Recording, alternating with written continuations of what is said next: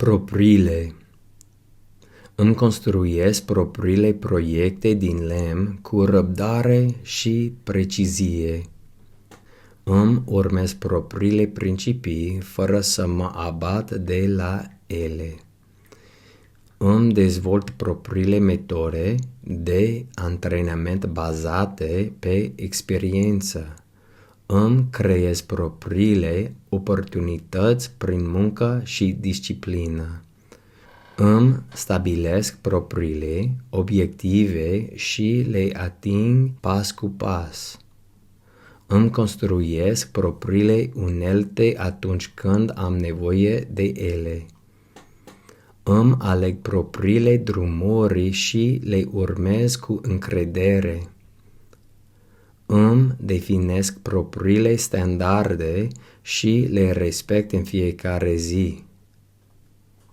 Îmi organizez propriile antrenamente în funcție de obiectivele mele. Îmi dezvolt propriile abilități prin practică constanță. Propriile. Îmi construiesc propriile proiecte din lemn cu răbdare și precizie. Îmi urmez propriile principii fără să mă abat de la ele.